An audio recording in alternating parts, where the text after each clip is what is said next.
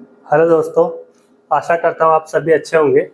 दोस्तों, आज मैं आपको जो इन्फॉर्मेशन देने वाला हूँ वो आशा पावर जो एमपीपीटी है सोलर चार्ज कंट्रोलर, वो उसकी एफिशिएंसी कितनी है आज निकाल कर बताऊंगा। कि कंपनी लिख कर देती है अपने ऑन पेपर की 98% हमारा एमपीपीटी एफिशिएंट है, लेकिन मैं आपको बता दूं कि कोई भी इक्विपमेंट, इलेक्ट्रॉनिक इक्विपमेंट जो भी होता है, आशा पावर हम एमपीपीटी की बात करें, चाहे ऐसे सोलर पीसीयू की बात कर ले या नॉर्मल इन्वर्टर की एफिशिएंसी की बात कर ले, किसी भी सेक्टर में किसी भी चीज की बात कर ले, जब वो अपनी क्षमता का 100% पर चलता है तो आपको भी पता है कि एफिशिएंसी के अंदर 2 से 4% की गिरावट मिलती है। तो आज हम देखेंगे कि कितना एफिशिएंटली वर्क करता है आशा पावर, क्योंकि ये दिसंबर का महीना चल रहा है और आपको भी पता है कि ठंड का समय है, तो इतना एफिशिएंट वर्किंग नहीं आ पाती है क्योंकि सोलर पैनल वगैरह से जनरेशन कम होता है।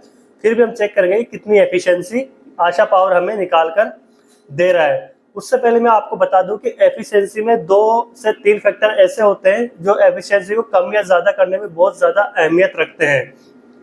उसमें से पहला मैं आपको बता दूं कि अगर आप किसी भी चार्ज कंट्रोलर पे, चाहे वो आशा पावर का या किसी भी कंपनी का हो, या फिर एस एमपीपीटी पीसीयू आपके पास, चाहे कुछ भी कोई सा भी इन्वर्टर हो, अगर आप उसको उसकी 100% क्षमता पर काम लेते हैं तो उसकी एफिशिएंसी में 2 से 4% की गिरावट ऑटोमेटिकली हो जाएगी। वो इसलिए होती है क्योंकि जो उसके कंपोनेंट्स होते हैं वो सारे हीट हो जाते हैं और हीट होने की वजह से एफिशिएंसी डाउन होने लगती है।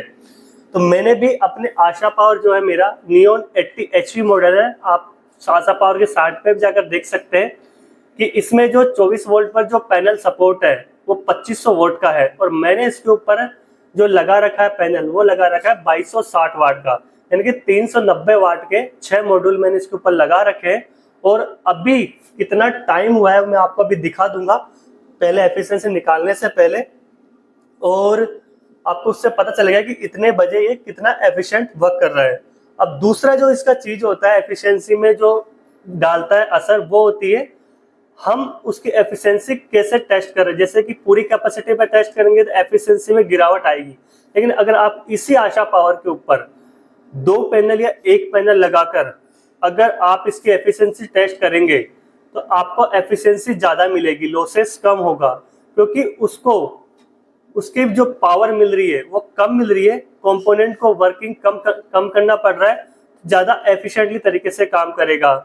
और तीसरा जो फैक्टर है उसको भी बता दूं कि तीसरा जो फैक्टर है वो क्या है जो एफिशिएंसी पर इफेक्ट डालता है, हमारे सोलर पैनल की तरफ से होता है। वो उसको बताने से पहले से आपसे छोटी सी रिक्वेस्ट, चैनल अभी तक भी आप लोगों ने सब्सक्राइब नहीं किया तो सब्सक्राइब जरूर कर लें, वीडियो को लाइक करें और शेयर जरूर करें ज्यादा से ज्यादा लोगों तक, क्योंकि ऐसे इन्फॉर्मेटिव वीडियो हमने हमारे चैनल पर 100+ डाल चुके हैं और आगे भी डालते रहेंगे।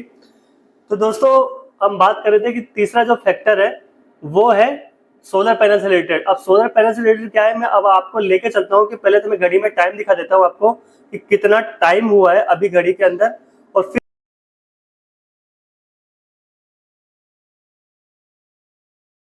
तो दोस्तों आप देख सकते हैं कि मेरे सोलर पैनल की जो हालत है वो कैसी हो रखी है। एकदम डस्ट की लेयर चढ़ी हुई है इनके ऊपर, बिल्कुल भी सोलर सेल्स दिखाई नहीं दे रहा है, सिर्फ डस्ट के अलावा कुछ नजर में नहीं आ रहा है।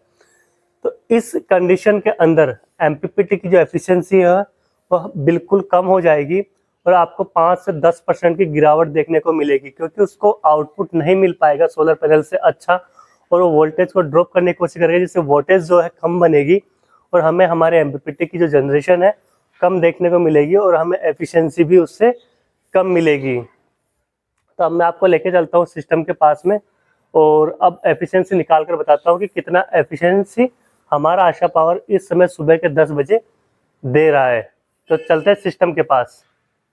तो दोस्तों, हम वापस से हमारे सिस्टम के पास आ चुके हैं और अभी आप देख सकते हैं कि सोलर पैनल का जो वोल्टेज है वो वोल्टेज अभी 107 वोल्टेज आ रहा है, क्योंकि मैं 3 पैनल की 2 सीरीज की है, फिर दोनों को पैरेलल करके इसमें लगाया है।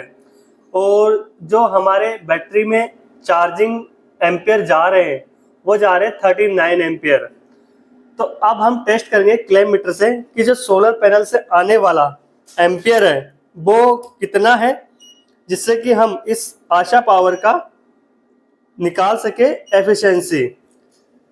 तो अब आपने देखा जैसे कि सुबह के 10 बज रहे और अब हम इसके सोलर पैनल से आने वाले जो एम्पियर है वो देख लेते हैं।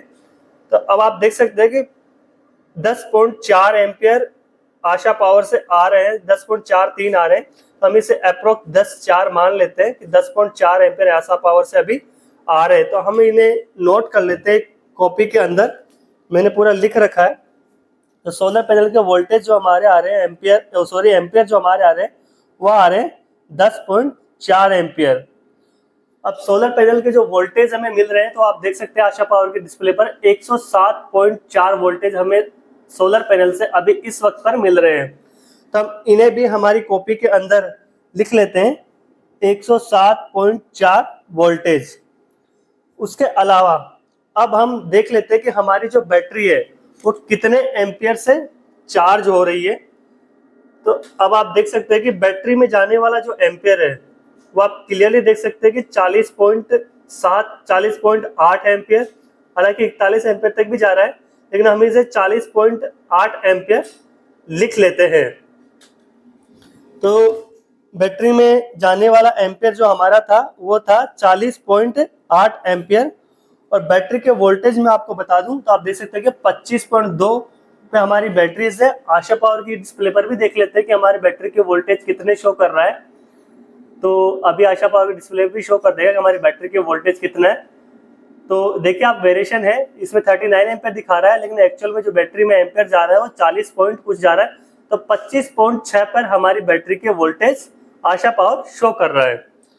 तो अब यहाँ पर हम लिख लेते हैं 25.6 उसमें कर रहा है और एक्चुअल में हमारे मीटर में जो शो कर रहा है वो 25.2 कर रहा है। तो हम यहाँ पर 25.4 एक अप्रोक्स मान लेते हैं।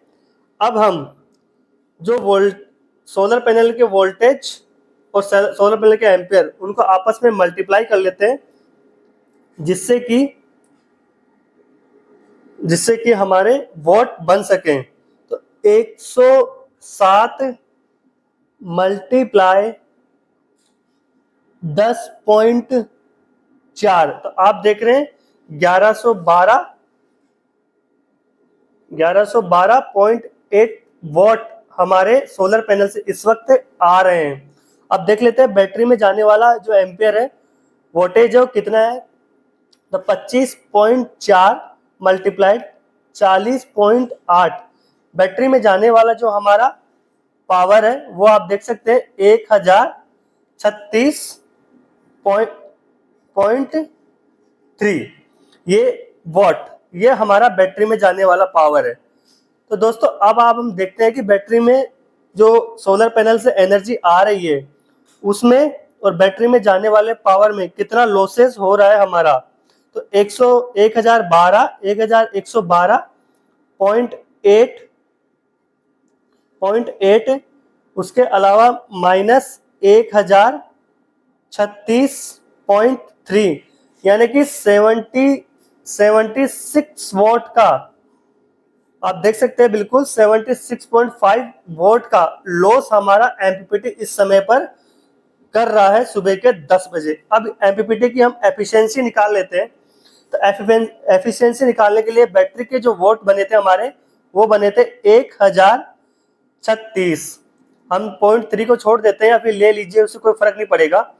और हमारा जो सोलर पैनल का जो वोल्टेज बन रहा था वो बन रहा था 1112.8, इसको मल्टीप्लाइड 100 कर देंगे तो हमारे जो एमपीपीटी की जो एफिशिएंसी है वो निकल कर आ जाएगी। तो हम इसे भी कर लेते हैं 1036.3 डिवाइड बाय 1112.8 मल्टीप्लाइड 100। तो आप देख सकते हैं कि 93.4 मान लीजिए, इससे 93% की एफिशिएंसी हमारे आशा पावर एमपीपीटी की पूरी कैपेसिटी पर निकल कर आई है। तो आप देख सकते हैं कि आशा पावर सुबह के 10 बजे पूरी कैपेसिटी पूरे सोलर पैनल 2260 वाट के सोलर पैनल्स के ऊपर इंस्टॉल है, जैसा कि मैंने आपको दिखाया। तो आप ये देख सकते हैं कंपनी 98% लिखती है और हमारे पास जो सुबह के 10 बजे निकल कर आई है एफिशिएंसी आशा पावर की, वो 93% की है। तो इससे क्लियर होता है कि जब पीक हावर्स में हमारा एमपीपीटी होगा आशा पावर का, पीक हावर जो होते हैं सोलर पैनल के, और जैसे कि मेरे सोलर पैनल कितने गंदे थे आपने देखे, ये चीज भी आपने देखी।